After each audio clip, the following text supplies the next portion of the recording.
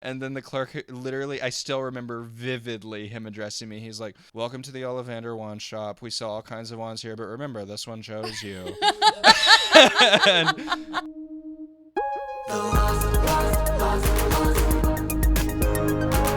I'm Haley Griswold. And I'm Jake Deaton. And this is The Lost Lore. You never told me that. Hello, Harry.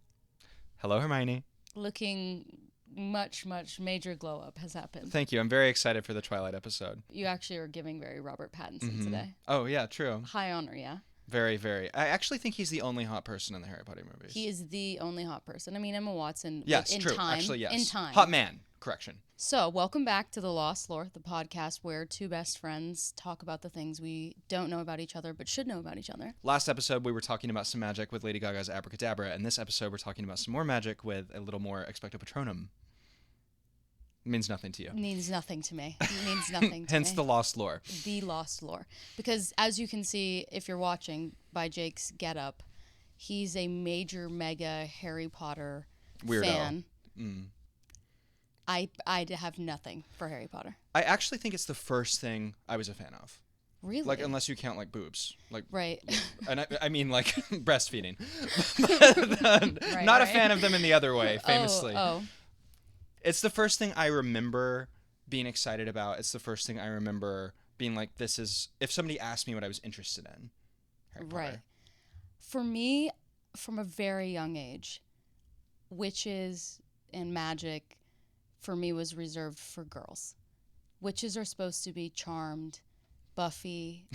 When it comes to magic, I want to see a girl with a fantastic hairstyle. Hermione Granger, baby. A tube top. Okay, well, I Hermione want Granger can't give you that. a full beat.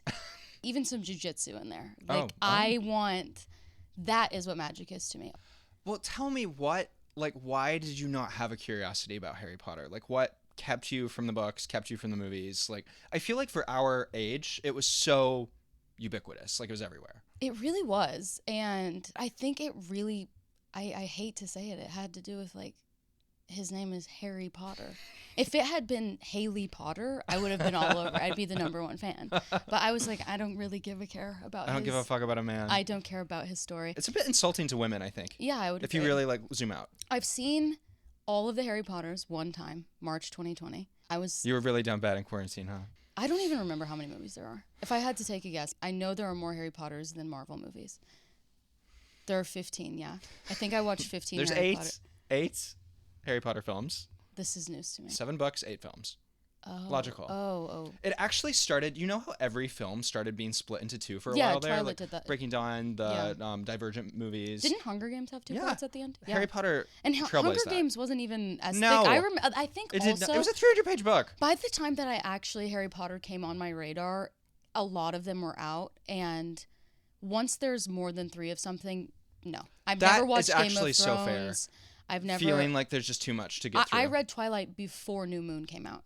Advanced I could kind reader of copy, be baby. right, exactly, 5th grade, like at a what was that reading level? At least 10th, At right? least, yeah. They're in high school. So there's some adult themes in there. Yeah. I don't know why. I was just not on my radar. And I mean, we had teachers, this could sound really inappropriate, but I do think it was appropriate. Teachers would take students at like the midnight premieres of Harry Potter. That's sweet. I was at the house. Fast asleep. Yeah. Well, maybe reading Twilight or something, but no, not watching it. That's so interesting to me. It could not be more different than my childhood experience Yeah, with Harry break Potter. that down Like, for me. Wait, actually, let's rewind. I want to be clear that you love Harry Potter so much that your baby, who's how old? 8 months. Sometimes doesn't even respond to his name, right? Correct. Consciousness very low. You won't even let me try. I said, no. maybe I'd read it to Henry. You said no. Hell no. Absolutely. Not the even fuck now not. when only I would be the one to understand it. No. No. I don't want him to hear a word of that story that is not from my lips. Well, then I'll have to read. I've been working on the character voices. Oh, yeah? Mm-hmm. Oh, fantastic. But that I think I feel that way because my intro to it was like through my dad. You know, like when you're like 4 or 5, you have these like kind of fleeting memories that of like kind of specific moments, like when you first start to develop consciousness. Yeah. I remember sitting in a CVS parking lot with my dad, my brother, and he was like, boys, I got this new book. It's about a wizard." And I was gooped and gagged because Right off the bat. I knew I was like, magic, hell yeah. Yeah. Very into the Disney magic scene at the time, Black Cauldron, get into it. And I was excited, and that's really all any of us knew about it at all because it was so early on in the phenomenon. When did it come out? The first novel, I think, was actually released the year we were born. Yeah, that's crazy. But so I think when I started, maybe 3 or 4 books were out. But we knew nothing about it. I feel like that was when the phenomenon was taking off. So he read them to you? We listened to them on a cassette tape. Oh, wow. In our car's Very cassette Ladybird. tape player. Very Ladybird. And I remember the first chapter, it was talking about Mr. Vernon Dursley and making drills. And I was like, where the fuck is the magic? Where the fuck are the wizards? I remember vividly being like, this is not a fucking magic story, Dad, you liar. And then immediately got hooked and, was so into the first novel. I also have a vivid memory of the chapter, I think it's called The Man with Two Faces, where it's revealed that Voldemort is on the back of Professor Quirrell's head. Yeah. And we were listening to it 1 minute before we arrived at school. And I remember having a full 4 on the floor meltdown, screaming, crying, like shouting, being like, I can't go to school. I have to know what happens. And like sobbing, like visceral. And they, made me go in. And so I literally sat in school all day and was like, just like, what the fuck is going to happen? Edge of your seat. Yeah. What's going to happen? And so that was my Whereas, introduction. I have no idea what you're even talking about at all. You had not a care in the world. You wouldn't know a thing. I wouldn't know a thing. But I was so obsessed with these tapes. I had a little rainbow cassette player, like a personal cassette player with headphones. And after my family finished them, I would just restart them. And I actually developed a little British accent when I was a little kid. That's really cute. The county over from us was called Yancey County, and my parents still make fun of me for going, Yancey County? Wow. Yancey County? Mama and Papa live in Yancey County? He's so pompous. It really is interesting the way that, like, as you start talking, like, I just become that child again, and I'm kind of, like, hardly able to really pay attention. Like, I don't know. Harry Potter completely missed me. I do remember in 7th grade, the Scholastic Book Fair came, which... that is still something that, like, there's a hole in my heart. The fucking Scholastic Book Fair. A hole Some in of my my heart fondest memories. forever. Right. Yeah. I can never see a keychain and not think, like, I would rather be buying this from the Scholastic Book Fair. And I bought it, the first book, and I started reading it, and I think I probably got 5 pages in and realized, like, with Mr. Dursley, you were like, where's the fucking magic? Just like me. Sure. All I really remember is being like, this is like this book is specifically for like what age group? Like children. 8-year-olds, the first one especially. And I was like 14, and I remember like I was home alone. I tried to read maybe a chapter of Harry Potter, and I was like, you know what? Today's the day. I'm going in my mom's room. I'm gonna do my favorite thing as a Southern woman. I'm gonna plunder. I'm in her bottom dresser drawer, and I find 50 Shades of Grey. I'm like, and for my life, magic did happen. When the wand was used a little more creatively shut in up. 50 Shades of Grey than it was in Harry Potter. You're sick.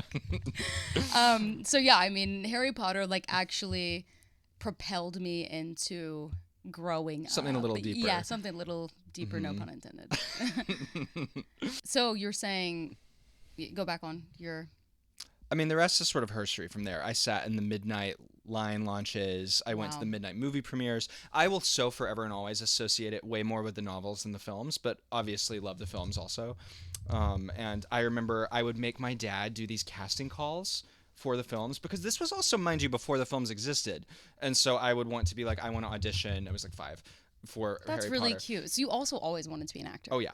And we would Would you put Harry Potter as the reason that you first wanted to be an actor? Because actually, you maybe wanted to be in those movies. To be in those films. That was the first time that I was like, I want to be in something. And I just love, like, your delusional Appalachian parents are like, yeah, you could play British Harry Potter at 5 years old. Platform 9 3/4. But I remember we would make these monologues from dialogue from the novels, and my dad would, give us the sides. And he would, be so like, cute. You're reading for Ron, you're reading for Harry. And I was like, no, I want to read for Hermione. Really? I did. And I used to I took brown construction paper, and I would cut out, like, a wig, and I would tape it onto the back. It was just basically a brown triangle, and I would tape it to the back of my head, and I'd read for Hermione Granger. That is so cute. And my dad, when I came out, said, I'm shocked. Wait, so you mean you had the rainbow cassette, Mm-hmm. and you had wig the on. wig on, that lace was down. And then when you came out in college, your father said, "I never saw this coming." That's so funny. Yeah. I have a tiny, tiny little bit of Harry Potter knowledge because I actually read one book called Manacled. Have you heard of Manacled? I have. I've heard a little bit about Manacled. It has quite the reputation online. Manacled is a Harry Potter fan fiction. Mm-hmm. And I have never read any fan fiction, ever. I actually have never read any fan fiction. Like, I am a little bit of a prude, and I'm like, real books, you know? And I had a friend recommend it. Our friend Maddie, who you know from college. She was like, no one else is going to do it. Like, you need to read it. And she told me it was like over 1,000 pages because it's really 3 books that's condensed into this PDF that she sent me that I read on the Kindle. And like, by the way, the thing that hooked me right off the bat, first line of the book, Harry Potter is dead. And that's when I would have set the book down. Oh, I was like, I can get into this. And 1,000 pages to go. And I want to be careful, like really, really clear here. I don't think Daniel Radcliffe is ugly. I think he's actually quite cute. I think Harry Potter is a little weasel. I don't like him. I don't like Harry Potter. I remember when you first told me you were reading this, and I was just so shocked because you would be one of the last people who I would assume would read fanfiction. I would be one of the first people I would assume would read fanfiction. Yeah, I'm kind of actually stunned to learn that you've never read one. It's not that I'm not open to it. I think that Harry Potter to me feels so perfect and pure, and like I'm just like such a purist about the story that I'm like, it's anything that's not canonical feels wrong to me. Like I can't even do The Cursed Child, which is like, I guess technically canonical, but like the play in New York. I remember when I read that.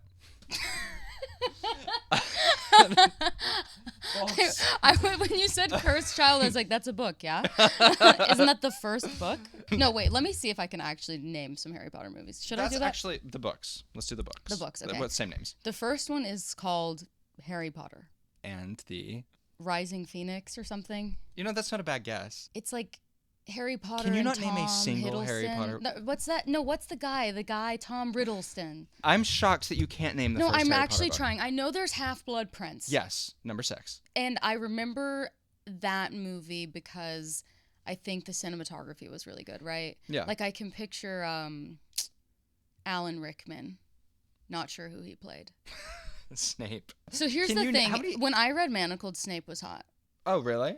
To me. Snape's in Manacled. I pictured everyone differently. See, talk about me not knowing anything. I don't know anything about Manacled. Okay, well, to legitimize this, because I don't want to come off as embarrassing that I'm reading fan fiction, the woman who wrote those books, the 3 parts for Manacled, the Harry Potter fanfiction, has been published, and her book is coming out this fall, and it's like... Is it the same book? It's the same concept. Like a little reworked. But obviously she can't, use these characters. And Very she 50 Shades of Grey, Twilight. Right, for sure. Yeah. But she can't, like, be at Hogwarts or anything like that. So I don't know how it's going to be different. I definitely look forward to it, and will update here whenever I read it, because I will read it. But getting published is so hard. Unfortunately, know from experience. So, Pause. He will be a published author. But it's so hard to get published. And the fact that she is publishing a fan fiction, that means that so many people must have read and enjoyed this. Yeah. Like I do think that really legitimizes it. Like it's popular. Right. Like it has like a fan base. But it's also, just so the room knows, there are some things that happen in Manacled that don't happen in Harry Potter. Care to share? Some type of content. Might have made it a bit more gripping for the girl who sat down Harry Potter for 50 Shades of Grey. Okay, let's be clear. It's a slow burn, enemies to lovers. Do they even kiss in the first book? It's one of 3, right? I don't want to reveal too much because honestly... This is Hermione and Draco Malfoy, by the way. Of course, I was going to do the reveal that it was Hermione and Draco. This is my thing. I thought you didn't know anything about Manacled. So I don't want to reveal too much because I actually do think people should go read this book. 1,400-page book. I really do. However, I know that because it's getting published, it is not, the PDF is no longer available. If you want it, I will give it to you. Send me a message on Instagram and I will send you the PDF if you are really going to read it, because it's so good. Like, I actually do recommend it. But the thing that is so gripping about it is that it is a Hermione, Draco, slow burn book. Okay. But it starts, I told you the first line is Harry Potter is dead. It's like if the Great War, they lost. If right? Harry lost and Voldemort had prevailed. And it's a sort of like Handmaid's Tale thing where Hermione is like meant to be bred, for lack of a better word, and like provide children to Draco. Sounds horrifying, but not the takeaway most people have from Manacled. Let's be clear, okay? The reason this book is so good is that I'm watching The Handmaid's Tale, the least sexy, most revolting, will make you a feminist show, right? Like, it is horrifying. So it starts this way in this, like, Handmaid's Tale. She's, like, sort of his captive. As I'm reading it, I'm like, these people who read this are sick. You guys are disgusting. My friend Maddie, like, I have a whole new opinion of you. I'm, like, disgusted by you. Like, you think this is hot? And then we turn a corner. We start getting flashbacks. Pieces are revealed. You can't see the full puzzle when you're zooming on one piece, right? And you zoom out, and it is a tapestry of one of the greatest love stories I have ever read. Sincerely. It's Hermione. And like, even I, who didn't watch Harry Potter, didn't read the books, you know her in pop culture as like this good girl, amazing fighter for justice type of person. So you can't help but root for her. You just love her. And she's just, the way that she's written, it's just like, I also become like sort of narcissistic where I'm like, I'm Hermione. Like, you relate to her. It's like, it's a just truly this fighter for justice, just this smart, fighter for clever, justice, beautiful girl. Oh yeah, and she's described as having a fantastic rack and just kidding. But yeah, so Manacled is Why is it called Manacled? She has these shackles on that make it so that like she can't leave his property. And I won't say more. I don't want to make this sound bad. Please, I'll send you the link if you're curious about it. I promise. That is so fascinating to me. And do you think you would ever read it? No. Well, I don't know. It's hard for me to say because if we put this out and we get enough maybe hype for Manacled, you'll read it. Maybe we'll do a Manacled recap. That'd be fun. Yeah. But I would reread it. I do actually value your intellectual opinion about novels thank you. To a point that I'm like, this must be good. It must be well written. Like, I think my bigger problem... It is so well written that I, who have like a major fear of flying, I'm not into flying, which like, should you be at this point, all the things that happen. But we had like a 6-hour flight, didn't feel a thing. You felt something. I felt emotionally, right, for sure. And when someone else got on the plane afterward, they said, this seat is damp. Shut up. It is riveting. I mean, and especially when you're on a Kindle, what's really embarrassing, it's actually what you were saying about earlier when you were a kid and you're like, I need to know what happens. When a Kindle dies, when you're just about to find out. That is so, I've never thought about that. I've never owned a Kindle. That must be horrible. But also when it's on, when it's full power, there is nothing like the sound of a nail slamming down.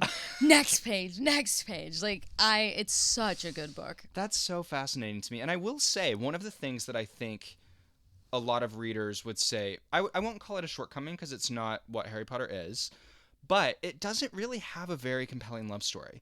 I mean, Harry and Ginny in the novel is a lot more well-developed than in the films. In the films, it is like so... You like, I bet you barely even remember any details about their relationship in the films. Like, it is such an afterthought. In the novels, it's a bit more, but it is not a love story. It does not really have that element. So I don't think that like that you could ever mine kind of that sort of feeling out of Harry Potter. So it makes sense to me why this is so popular. Oh, by the way, Harry Potter is an asshole in this book. Like, he's kind of an asshole in Harry Potter too. That doesn't surprise me. The first line about him being dead, quickly you're like, thank God. Exactly. You're like, I get it. I see why. I'd have killed him too. You kind of root for Voldemort in a way. Although I will say, I hate that bastard too. Does he die in Manacled? Spoiler? Can't say. How does it end? What if we just do a little, like, turn away now if you don't want to hear the ending? Okay, I'll tell you how it ends. Sure. I don't mind spoilers. The thing is, it is such a long book. Like, I cannot tell you the journey through. But happily ever after with a touch of absolute devastation. But they do end up together. Hermione and Draco. Yes. Do they have a baby? Yes. Oh, it is, yeah. I actually think Tom Felton, the actor who plays Draco in the films, I think he has some interview that I vaguely remember being like, why are all these people so horny for me? I'm an asshole in these films. But there is something about the asshole. Like, there is something about the misunderstood. Kind of like, let me fix him.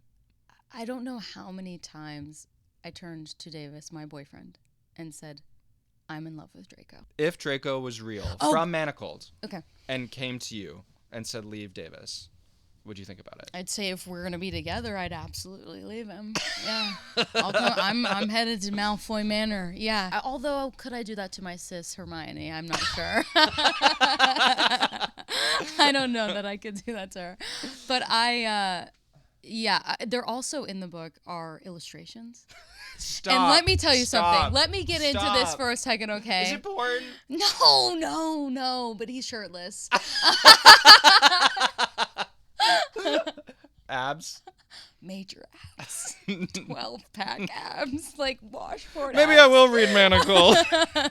Just the page numbers of the pictures, please. Yeah. And she's beautiful, too. I wonder if the published book will be illustrated. Yeah. I mean, it's not like a comic book. There aren't a ton of pictures, but there are This is where we learn that it's a graphic novel. Those pages are a little stuck together. Shut up. It was a Kindle freak. Is there like a famous scene where it does like come to fruition? Like where you have that turn from like, wow, this is like sick, twisted, dark to like, oh. Yes. And it's when the flashbacks begin. So the whole point like is also that like Hermione, she has like all these memories that she's like found this magical way to like push out of her mind so that they're like locked and safe, essentially to like protect her friends and stuff. She can't even access them and she doesn't know what they are. And like the whole thing is like Draco and Voldemort are trying to get to these memories and they're trying to unlock all this stuff. And long story short, you find out that the memories are of her and Draco. They were together before.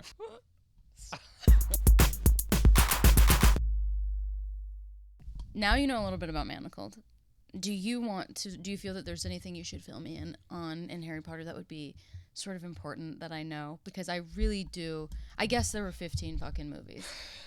I have to say, the beautiful thing about that story is that you can get out of it like what you're willing to kind of find. Right. Like you can read it and enjoy it as a child and like, you know, kind of the magic and the wonder, but the themes of like love and death and complexity and like living beyond death. I remember when Haley and I famously attended acting school together, and I cry, but I'm not necessarily like someone who can just whip it out on command, but you have to sometimes in acting school, right? Yeah. There is a passage in Harry Potter, the Deathly Hallows, that I would, backstage, I had it on my phone, I would sit and I would read the passage immediately, like tears streaming down my face. I'd pull it together quickly to step out on stage. And then when the moment came, I would think of the passage and just like hole in my heart. Like just so like and I think it's like really created a lot of my fixation on death. And like the desire to sort of like live beyond death and like themes of love and like it's just like, you know, I think I would be willing to read Manacled if you were willing to give the novels another crack. And I think that I think we should call it a draw. I am not reading Harry Potter. I have the illustrated editions. I will maybe, when you start reading Harry Potter to your child, to be a good aunt, maybe. If anyone can get me to read it, it's going to be Henry. That's true. I actually think that is my most effective path. I'm not doing it for you. We've been friends 10 years, and I picked up a fan fiction before I ever tried to go anywhere. I was going to say, meanwhile, our other friend was like, read this 1,000-page fan fiction. And she said, sure. Give me a week. No, I actually did read it pretty quickly, too. But you're saying that, like, you get all these themes of, like, love and heavy death themes, like, and I think that that's what has made the story kind of like persist and like move on to a new generation, and like it's just kind of these like classic themes. It's also so Christian, but it's not, Twilight's Mormon. Like, that's, a lot of people know that because Stephanie Meyer's a Mormon. It's not Christian in the sense that it was written to be kind of convert people to Christianity. It's just apparent that Christian theology is very influential in the story. Right. Like, Harry literally dies and comes back to life, like resurrected, sacrifices, dies purposely to save everyone in the final war. Right. And I think that was one of the reasons why the story was so compelling to me, because I grew up in this hyper religious environment. Right. Of like just like Christian fundamentalism, and I was like, fuck this. I don't want to, like, I remember people used to talk about, we'll get into this in a full episode, but I remember people used to talk about going to heaven, and they would be like, when we get to heaven, we're just going to be singing God's praises all day long. We're going to be singing hymns. We're going to be worshiping him. We're going to be kissing God's feet. And I was like, other than the feet kissing, that doesn't sound very appealing to me. But for real, I remember being like, that sounds boring as hell. No, I was seriously like, at least in the hell I'd be like dodging fireballs and shit. Worshiping? Yeah. I don't. To be clear, if there is a heaven or hell, I'd prefer heaven. Sure. For sure. Yeah. Well, I do think I remember being like, this sucks. Like, this is paradise. Like, I'd rather stay on Earth. But it has all of these religious themes, and you see these also. I would say the two biggest influences for Harry Potter are Christianity and World War II. I mean, it's like in the novels. I don't know if this probably maybe something like this happens in Manacled, but Hermione is a Muggle-born, so her parents are Muggles, and she is discriminated against for that fact. Yep. And essentially in the events of the actual story. I'm like, this I know. In the events of the actual story, the Muggle-borns are literally rounded up and imprisoned and killed, and so I think that it's two of the most iconic stories ever. I mean, that's a weird way to refer to it. Two of the most impactful stories ever. I mean, like World War II was like such a turning point in human history as well. That and woven together to create this story that really touches on those universal themes of like love will prevail, and I. You're talking about these themes of love and death and good prevailing and what have you. I got all that from Sabrina the Teenage Witch. I didn't need to go to Harry for that. Some little boy wasn't going to teach me about love and death. You know what I mean? So, I have two questions. First, go back in time. You get a choice. For the rest of your life, all you can do is either consume the movies or consume the books. Easy books. For sure. You can't listen to the audiobook. There's none of that tape stuff you did with your daddy. It's like you have to pull out a book and read it. That's completely fine. Books. Jake, you run watching the Harry Potter movies. I know I do. But when I tell you, this is why I just wish you would give them a chance, because the books. Which ones are you rewatching the most though? Or like when you listen, because you listen to the audiobooks every Christmas, right? I re-listen to the entire series twice a year. Twice a year? 14? Summer and Christmas. Wow. Okay. But I would read them by hand if that's what it took. And I know people are like, it's been 30 years. Like, find a new interest. Well, to that I say, do you follow a fucking football team? Like, do you like leave me alone? They are so much richer than, and I love the movies. Like, I'm not. You get these purists who are like, like movies change this, movies change that. Movies have to change shit. Like, it's part of being a film. Like, you have to make sacrifices. You have to like prioritize certain story elements to make it make sense and like be condensed. But there are entire characters and plot lines and like. Some of the funniest parts of the novels, some of the most heartbreaking parts of the novels, and it's also you lose. I think Harry comes off, Daniel Radcliffe, no insult to you, I think Harry comes off pretty flat in the films because you're missing this entire inside world of what's going on in his head. Harry is a like kind of a little bitchy gay boy. Harry loved, oh my god, people's physical appearance. Let me just say, if I was going to school with Harry Potter, dressed to the nines every day, hair done, up for an hour before. He's judgmental. Judgmental. He is in Manacled as well. I didn't like him. He constantly is picking apart people's appearance. To be honest, I don't care about the like, my dad My dad. I guess, like, as a girl who doesn't have a dad, I'm like, Get over get it. over it. Come on. There's plenty of other stuff to do. Your dad, lucky you. People talk about their dads, and it's like, damn, I was spared. Harry, you were spared. James Potter is twice the asshole that Harry Potter ever was. Wait. Because his mom was doing James and Snape at the same time. No. Snape was in love with her. So sort of. It was unrequited. Unrequited. But James was a vicious bully to Snape. Snape couldn't give a fuck and manacled that Harry was dead. There's this... Snape hates Harry. There's a scene that Harry accidentally goes back in Snape's memories. And in the memory, James Potter turns Snape upside down and says, like, let's take off... He called him Snivellus. Let's take off Snivellus' pants. In the UK, do you know what pants are? They ain't this. What? Underwear. Wow. So Harry gets it honestly. Yeah. Wow. So, big jerk. But Harry does... tell me, does this word mean anything to you? Horcrux? Yes. Yes. Those are manacled? Yes. Voldemort still has them? Yes. And we must find them. And destroy. Find and destroy. Yes. Yes. So, wow. So yes. we get into the lore. Yeah. And there are words like Hogwarts is mentioned. Occlumency? Yes. A lot. Heavy on the occlumency. Yeah. Funny actually hearing that word said out loud because I was like, every time I read it, I was like, who knows? Just take a stab. Yeah. Like, a lot of those words. Legitimacy? Like, is that in there too? With the mind reading? See, it is. I was reading that as legitimacy. Legitimate. Yes. I was like, this is legit reading the mind. Legitimately reading your mind.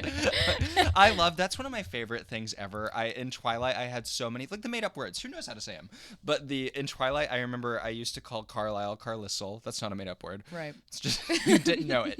But I also used to call, you were like Edward.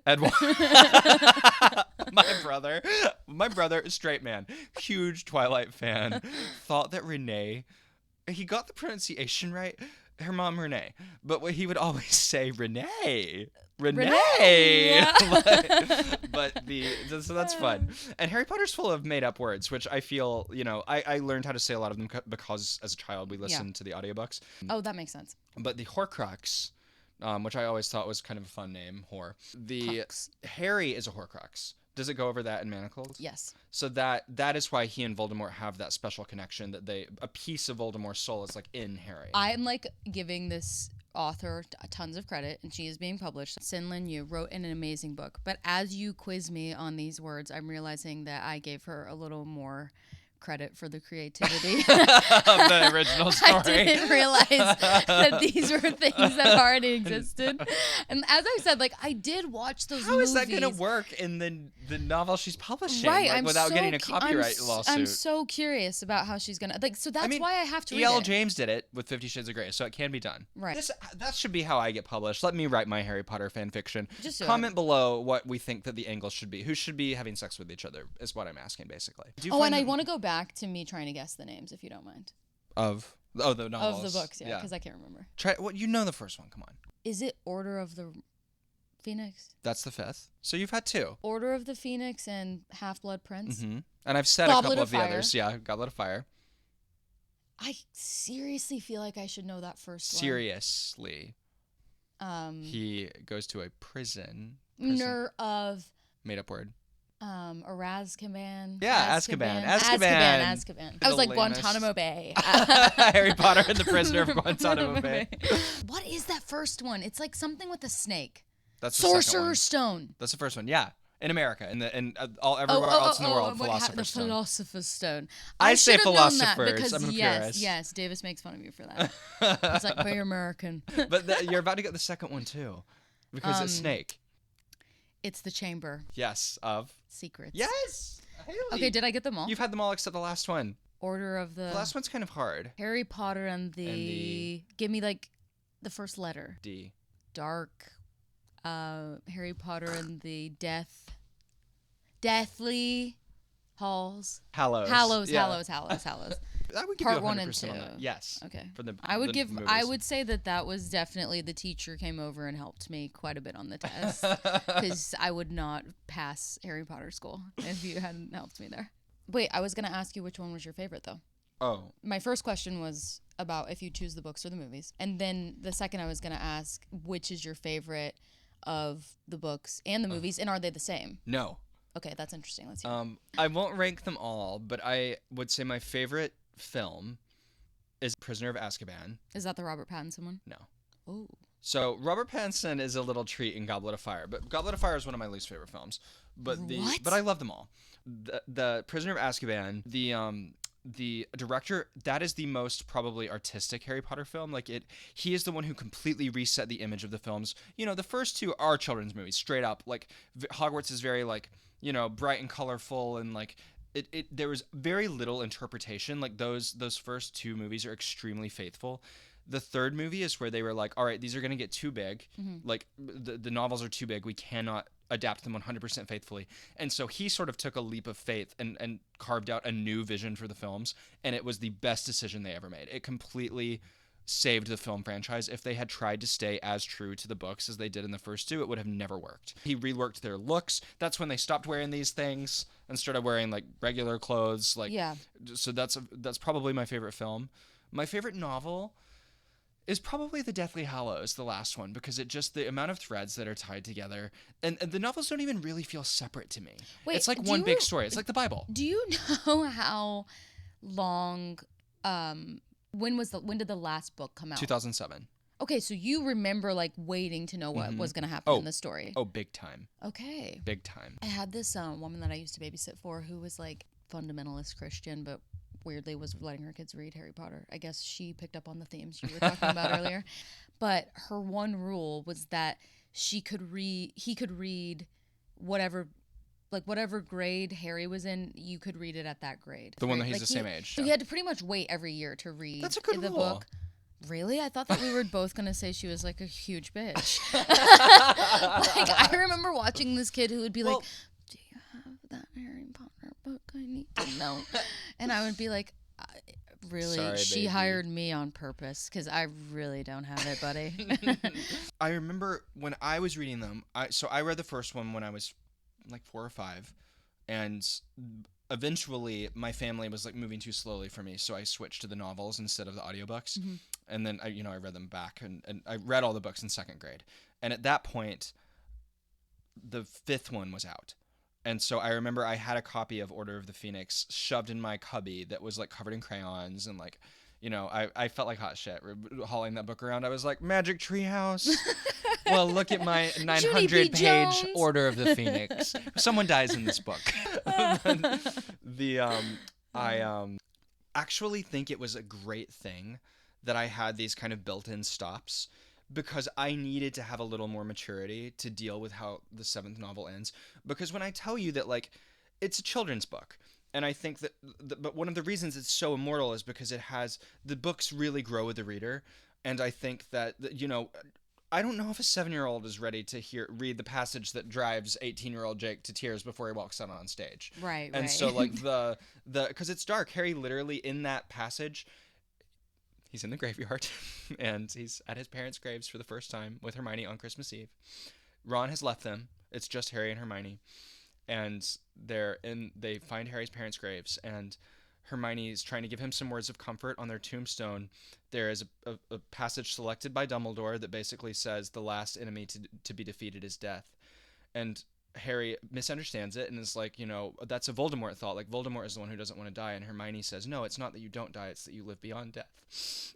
And then Harry, the next paragraph, it says, but they were not living, thought Harry, they were gone.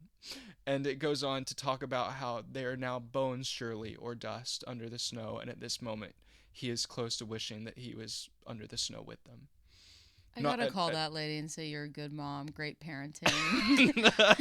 Yeah, your 8-year-old did not need to read heavy. this. Yeah, I mean, that's sad. You're crying right now. And like, he literally thinks of like being like, I wish I was dead, and so I could be with them. He's like, my parents, he's above their grave. He's like, they don't even know that I'm here. They don't even, because they were ripped from.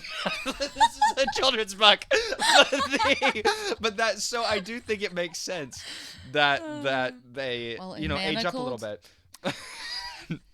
Hermione, to save her parents, erases her from their She minds. does that in Harry Potter. That's also taken from Harry Potter. Well, they never reunite.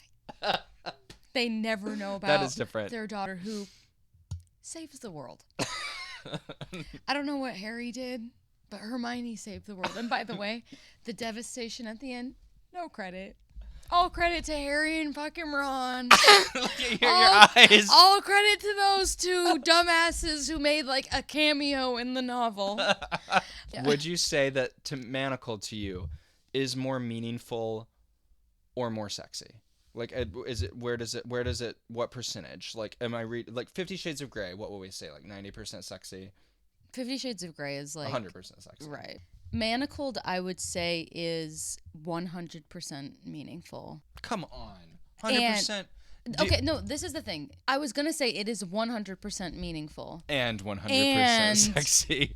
At least there's not a ton of sex in it, by the way. Is a penis on screen? In my mind, sure. But is it explicitly referred to? Do they call it the wand? There may be like bulge may have been used or something. I'm not sure exactly. I would not say this as like primarily something you should go into being like, ooh, this is hot. I'm gonna have one hand down my pants reading this. Like, no, it's just the plug. Shut up. People are gonna be like, you guys are fucking sick. Yeah, I would say that it's 100% meaningful, and there are sexy elements that contribute to that 100%. Well, maybe one day I'll take a peek.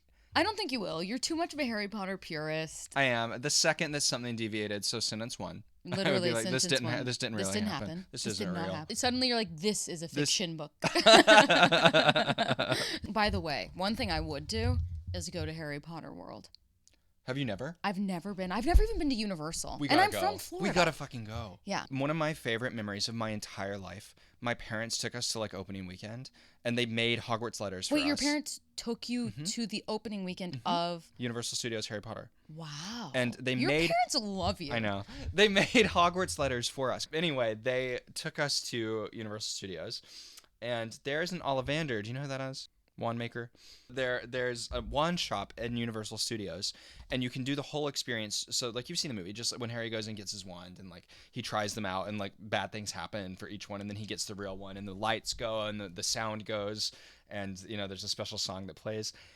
They always pick like a 5-year-old, always. And at this point, I'm 14 or 15 when it opened, and I went in the wand shop, and I know that the guy playing Ollivander was like, this kid, this means more to him than any of these little bitches, because I walked in there like tear going down my face, like looking at the wands, and then I got picked, and I've never ever seen a video of someone older than like, and every other subsequent time that I've been, probably 6 or 7, I've never seen another non-child get picked, but he picked me. And so I got a wand that chose me. I waved my wand. Bad things happened all over the store. You know, you do like you try all these different wands, and then I had a wand choose me. And I have that wand still upstairs. Wow. The one that chose me. How many people can say that? Well, like, what do you mean? Like it flew and you caught it? Like CGI stuff? No, it's the last wand, and I waved the last wand, and smoke and lights and music and like, you know. And then what? And then he was like, the wand chose you, baby. And then does the wand have any sort of capabilities? Does it light up or it's anything? Magic. Right. Did you know I can do magic? But I remember but the funny thing is, so this guy was like acting down, like Oscar performance. Right. Like, I am Ollivander. They do that at these theme parks. They're locked in. They're Lady Gaga committed, yeah. And you're in the wand shop that is a perfect recreation of the actual set from the film. And then you step out into the actual store, you know, like for regular people who weren't chosen by people Ollivander. who didn't get a wand. But I have mine in my hand. You still have to buy it, by the way. But I walked out, and the clerk who met me, also wearing a robe, but he was not Ollivander. Let's just say that Ollivander is like your wand. Go forth with your wand, you know, blah blah blah. And then the clerk, literally, I still remember vividly him addressing me. He's like, "Welcome to the Ollivander wand shop. We sell all kinds of wands here, but remember, this one chose you." And I laid down my $30. Thank you. That is so funny. So, do you remember any magic spells from Manacled? Like, could you do a spell? The most important one that I could say would be, it goes a little something like, I